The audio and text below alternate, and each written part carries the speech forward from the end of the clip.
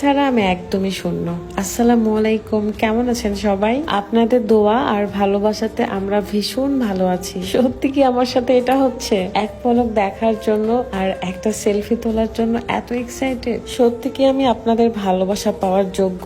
যদি তাই হয় আপনাদের আরো দোয়া আর ভালোবাসা চাই। চলেই আসলাম Bogura content creator association third meet up পার্টিতে। আজকে দিনটা একটু বেশি গরম ছিল মনে হচ্ছে। প্রোগ্রাম অলরেডি শুরু হয়ে গেছে, আমাদের যেতে যেতে একটু দেরি হয়ে যায়। প্রোগ্রামটা হচ্ছিল বগুড়া সিটি কনভেনশন হলে, আর বিশ্বাস করেন যাওয়ার পর পর আমার বুকটা ধুকধুক ধুকধুক করছিল। প্রোগ্রামের যারা অ্যাডমিন ছিল তারা খুব সুন্দর করে আমাদেরকে রিসিভ করে এবং শুভেচ্ছা জানায়। এখানে অনেক পরিচিত অপরিচিত মুখ ছিল, কিন্তু একবারের জন্য আমার মনে হয়নি তাদের সাথে প্রথমবার দেখা। সবাই এত ভালোবেসে কাছে টেনে নিয়েছে আমাকে, আমি ভীষণ খুশি। যেহেতু আমরা লেট করে এসেছিলাম তাই ডিরেক্টলি লাঞ্চে চলে যাই। এই মুহূর্তে আমার লাঞ্চ রেখে উঠে যেতে হয়, কারণ আমার বাবু খুবই অস্থির হয়ে যাচ্ছিল, তার ঘুম পেয়েছে, তাই ভাবলাম ঘুমিয়েই দিই। দেখেন আপনাদের বিথি আপু কত কি করে। এইটা সিক্রেট একটা ভিডিও ছিল, তারপরে গ্যালারিতে যখন দেখি শেয়ার করে দিলাম। অন ক্যামেরা ছাড়াও অফ ক্যামেরা তো আমার একটা লাইফ আছে, সবকিছু সামলিয়ে আমাকে থাকতে হয়। তো লাঞ্চটা আমরা খুবই এনজয় করেছি, কারণ এত মজা ছিল কাচ্চিটা।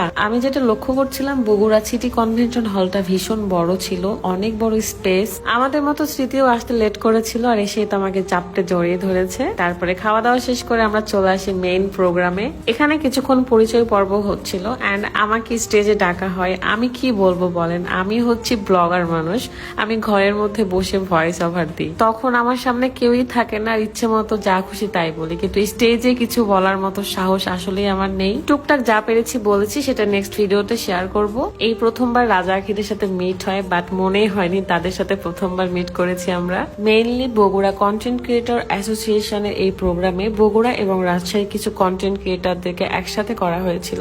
এটা আমার কাছে বেশ ভালো লেগেছে, কারণ যারা নতুন ব্লগার এবং যারা সিনিয়র ব্লগার আছে সবাই একসাথে ছিল। এতে পারস্পরিক সম্পর্কটা ভালো হয় এবং অনেক কিছুই শেখা যায়। এক একজনের লাইফ স্টোরিটা এক এক রকম, আর আপনি সব স্টোরি থেকেই কিছু না কিছু শিক্ষা পেয়েই যাবেন। এই প্রোগ্রামে আসতে পেরে আমরা ভীষণ খুশি হয়েছি। থ্যাংক ইউ সো মাচ, আপনারা আমাদেরকে ইনভাইট করেছেন। আমি আর রাত তো বসে বসে আলোচনা করছিলাম যে বগুড়ার জন্য এই প্রোগ্রামটা সুন্দর করে অ্যারেঞ্জ করতে পেরেছে এবং সবাইকে যথেষ্ট সম্মান করেছে তারা। আর মহারানী খাওয়া দাওয়া শেষ করে চলে এসেছে, তার জন্য সিট আমি ফাঁকা রেখেছিলাম, তাই সে বসে পড়লো। সত্যি কথা বলতে এখান থেকে আমি অনেক কিছু শিখেছি, অনেক ট্যালেন্টেড কিছু পার্সন ছিল। আসলে স্যালুট করা দরকার যারা এই প্রোগ্রামটা সুন্দর করে অ্যারেঞ্জ করেছে।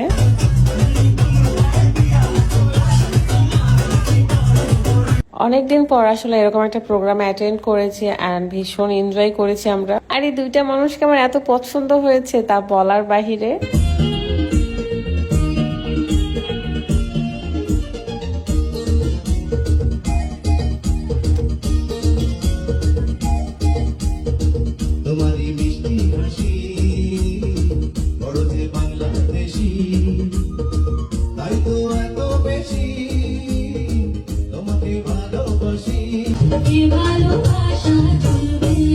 কি সুন্দর তাই না? তাদের পারফরমেন্স দেখে আমি তো পুরো ফিদা হয়ে গেছি।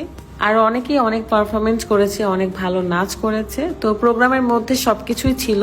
পরিচয় পর্বের মাঝে মাঝে গান, নাচ, যাতে করে কেউ বোরিং না হয়ে যায়। মাঝে মাঝে আমাকে সবাই ভালোবাসা দিতে চলে আসছিল, আর আমি ভীষণ খুশি।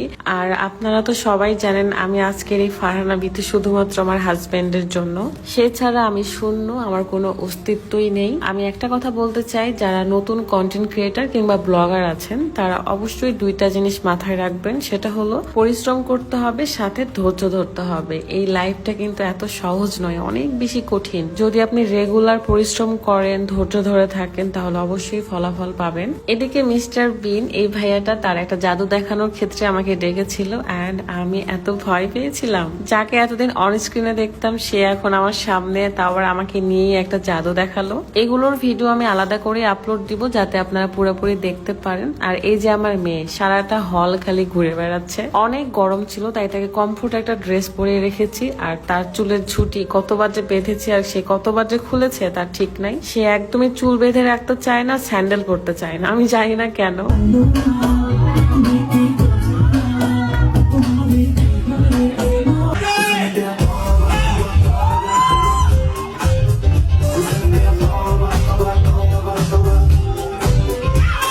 ভাই রে ভাই, বগুড়ার এক একটা কন্টেন্ট ক্রিয়েটার আর ব্লগার এত বেশি ট্যালেন্টেড ছিল। কেউ ডান্সে পাকা, কেউ কথা বলাই পাকা, কেউ কেউ অভিনয়। আমি ভীষণ খুশি আর খুবই ভালো লেগেছে সবার সাথে মিশে কথা বলে। এত ভালো একটা জায়গায় যে আসতে পেরেছি এটা ভেবেও ভালো লাগছিল।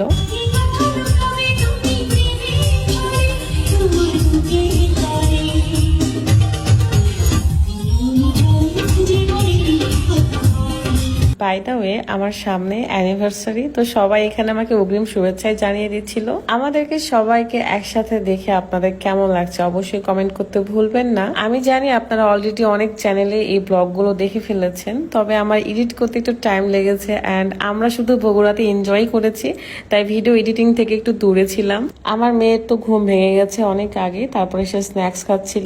আপনারা আমার ক্যামেরাতে যতজন দেখেছেন তারা কম বেশি সবাই ব্লগার, সবাই কন্টেন্ট ক্রিয়েটার।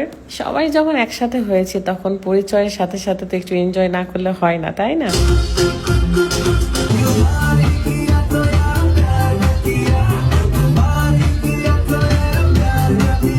সবাইকে ক্রেস্ট দিয়ে সম্মাননা জানানো হয় এবং আমি একটা কথাই বলতে চাই, সবাই মিলে আমরা এভাবে একসাথে হয়ে কাজ করতে চাই। শুধু রাজশাহী বগুড়া না, পুরো বাংলাদেশ জুড়েই। শুধু ব্লগিং ক্ষেত্রেই না, জীবনের সর্বক্ষেত্রেই আমরা সবাই একসাথে হয়ে থাকতে চাই, একে অপরের বিপদে পাশে থাকতে চাই। পরিবারের মানুষদেরকে খুশি করার পাশাপাশি আমরা দেশের এবং দেশের মানুষের জন্য কিছু করতে চাই। এটাই আমাদের কাজের মূল উদ্দেশ্য হবে। বগুড়ার ঝালগুলো যেমন অনেক বেশি ঝাল হয়, সেরকমই বগুড়ার দই কিন্তু অনেক মজা, সাথে মানুষগুলো। Thank you so much. আমি সারা জীবন কৃতজ্ঞ থাকবো এই ভালোবাসাগুলোর জন্য। আজকের মতো আমি ফারহানা বিথি বিদায় নিচ্ছি আপনাদের কাছ থেকে। ভালো থাকবেন, সুস্থ থাকবেন। আল্লাহ হাফেজ, আসসালামু আলাইকুম।